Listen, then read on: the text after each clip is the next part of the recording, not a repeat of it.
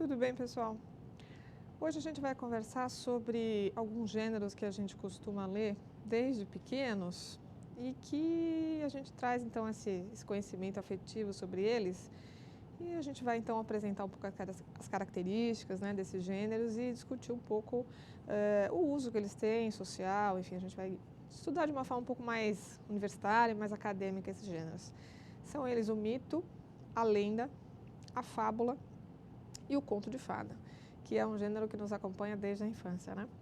Bom, a gente precisa pensar sempre que quando as pessoas usam, às vezes, essas palavras, especialmente a questão do mito e da lenda, no dia a dia, não necessariamente esse uso comum, esse uso do dia a dia, está de acordo com as teorias sobre esses gêneros. Então, a ideia é que a gente, então, entenda um pouquinho a diferença e o que, de fato, caracteriza um gênero e outro gênero, tá?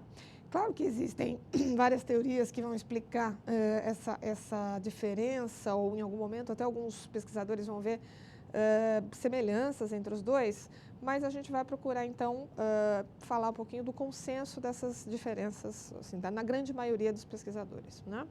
Então, para a gente dizer que uma história é um mito, né, que é uma narrativa mítica, a gente vai dizer que essa história, de alguma forma, ela procura explicar alguma coisa do mundo. Então, vamos imaginar que, em geral, as histórias míticas elas estão ligadas. Acho que há dois grandes momentos a gente tem que pensar. Primeiro, se a gente pensar nessas civilizações ocidentais, europeias, ou mesmo as brasileiras, enfim, essas que a gente conhece, que estão nos jornais, que estão, enfim, na mídia, essas sociedades, o que acontece? Elas, de alguma forma, já viveram um processo de industrialização, de tecnologia. Então, a gente não explica muito mais o mundo de um ponto de vista mítico, quer dizer, dando explicações que não têm nenhuma base científica para os fenômenos. Mas, se a gente for pensar no processo de transformação das sociedades, durante muito tempo a gente explicou o mundo dessa maneira. E ainda hoje existem várias sociedades indígenas ou sociedades, enfim, que não estão envolvidas com os processos tecnológicos, que explicam o mundo e os fenômenos do mundo por meio de histórias míticas, que de alguma maneira então vão dizer qual é a origem do sol, por que chove, por que tem seca, né? Então, de alguma maneira, os mitos expressam a necessidade humana que a gente sempre teve de explicar o mundo, para poder interagir com esse mundo, talvez com um pouco mais de sabedoria, com um pouco mais de segurança, né? Até como sociedade. Então, os mitos, de alguma maneira, são sempre essas histórias que vão explicar alguma coisa do mundo. Se a gente for pensar nos mitos gregos, né? Nos principais mitos, é a deusa do amor, da fertilidade, da guerra. Então, quer dizer, são deuses que, de alguma maneira, explicam a existência desse fenômeno no mundo. A gente tem que pensar que esses fenômenos são ou fenômenos concretos, quer dizer, coisas realmente que eu possa ver, né? Como é o caso, por exemplo, da existência da lua, ou do sol, ou da água. E o mito também pode explicar alguma coisa abstrata, como, por exemplo, o amor, quer dizer, explicar o sentimento. Então, essa história, de alguma maneira, vai dizer que essa entidade, que é esse mito, a partir da sua existência, aquilo passa a existir no mundo. Então, é esse ser mítico que vem inaugurar a existência desse fenômeno.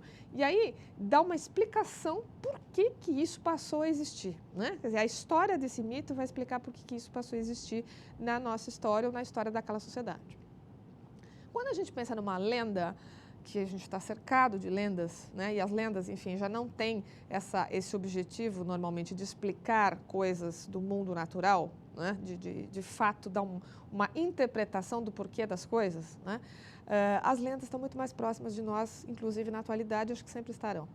De alguma maneira, uma lenda é uma história que vai relatar alguma coisa, algum fenômeno, um acontecimento, alguma situação, enfim, que causou impacto numa dada comunidade, né? Pode ser uma coisa mais antiga, pode ser uma coisa atual, mas, enfim, alguma coisa que, de alguma maneira, aconteceu ou que se pensa que aconteceu e que acabou gerando algum tipo de inquietação ou de surpresa ou, enfim, de estranhamento. Então, a lenda, em geral, está associada com isso, né? Com algum fenômeno que vai mexer aí com um grupo, com uma instituição, com uma sociedade, uma cidade. Vamos pegar um caso que a gente teve no Brasil não tão antigo, que é o ET de Varginha, né? Então, criou-se uma lenda de que havia um ET em Varginha durante aí um período. Algumas pessoas na cidade, várias pessoas disseram que viram esse ET. E claro, a gente não tem uma comprovação científica disso, né? Não há uma documentação consistente nesse sentido, mas eu acredito que hoje, ainda hoje, muitas pessoas ali acreditam que isso realmente aconteceu. E nós nem estamos discutindo se isso é verdade ou não. Agora, o fato é, a lenda, então, é essa história que, de alguma maneira, vai contar um episódio real ou imaginário. E claro que, nesse caso, sempre a gente vai ter uma mistura de realidade com imaginário. De alguma maneira, alguma coisa do mundo real gerou essa história, e nessa história muito do imaginário vai ser acrescentado nessa história. E aí, então, de alguma maneira, essa história vai refletir medos, inquietações, preocupações de uma dada sociedade, de uma dada instituição, num determinado momento histórico. Então, se a gente pensar lendas urbanas, a loira do banheiro é uma lenda urbana, quer dizer, não existe nenhuma comprovação disso, mas é uma história que vem aí de uns tempos para cá, acompanhando as gerações. Temos as histórias do folclore, Saci Pererê, Mula Sem Cabeça, tudo isso são lendas. Vamos perceber que, diferentemente do mito, a lenda não tem a intenção de explicar alguma coisa do mundo, seja concreto ou abstrato. É uma história, de alguma maneira, que mistura alguma coisa de real, seja pela impressão das pessoas ou porque de fato aconteceu, com, claro, bastante imaginário e, de alguma forma, uma história que tem alguma coisa diferente, né? Não é uma história corriqueira, é alguma história que vai mexer com o imaginário das pessoas, que vai mexer com os medos, as preocupações. Então, olha, eu tenho o Homem do Saco, né?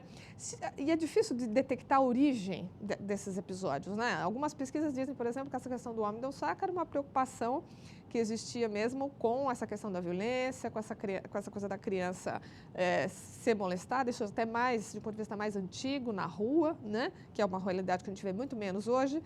E aí se criou essa história para, de alguma maneira, talvez, de fato, afastar as crianças, né, dessa situação de exposição que se acreditava que elas estavam se expondo. Agora, daí, muita gente acaba, de alguma maneira, acreditando, né, que isso é real, que isso existe. E, enfim, aí então a lenda tem um diálogo muito forte entre o real e o imaginário nesse sentido. Passando rapidamente para a fábula. A fábula são as histórias de animais, como a gente sabe, né? Histórias que... Então, qualquer história com animais é uma fábula? Não. Nas fábulas, os animais são os protagonistas. Então, a presença humana é uma presença que pode nem acontecer, ou ser uma presença muito indireta, muito pálida, né? O que importa são as personagens animais, que são dotadas de características humanas. Isso quer dizer que elas têm acesso à linguagem, quer dizer, elas falam, elas se movimentam, elas pensam, elas têm sentimentos, então elas de alguma maneira figurativizam as vivências humanas, não é? Mas são animais que estão ali. E também, de alguma maneira, desse animal que é o protagonista dessa fábula, alguma característica também desse animal, que a cultura atribui a esse animal, vai ser colocada na fábula. Então, a raposa, normalmente, é associada com esperteza, com inteligência, com uma certa malícia, né, na forma de se conduzir. Então, nas fábulas da raposa, em que a raposa é uma personagem importante, essa característica vai estar também na personagem. Historicamente, nem todas as fábulas têm... vamos dizer, uma moral escrita, né? Alguns autores fizeram esse processo, o Charles Perrault, nas suas versões de fábulas, foi colocando morais, mas, enfim, não necessariamente essas histórias, na sua origem, foram criadas dessa forma, né? Bom, vamos falar um pouquinho do conto de fada, que, só para a gente pensar, todos nós conhecemos, mas como uma característica fundamental. Conto de fada é a história de um herói ou de uma heroína, especialmente de uma heroína, né? Então, quando a gente acompanha a história de uma heroína e essa heroína vive uma série de conflitos que vão ter nesse conflito aí uma série de, vamos dizer assim, pessoas fantásticas ou, vamos dizer, mágicas que de alguma maneira vão ajudar ou vão atrapalhar essa trajetória dessa personagem, aí basicamente a gente caracteriza os contos de fada de forma geral. Gente, sobre esse assunto é isso. A gente vai conversando aí no decorrer dos contatos com o pessoal da Pró-Reitoria Acadêmica no PADEAC, tá bom? Abraço a todos.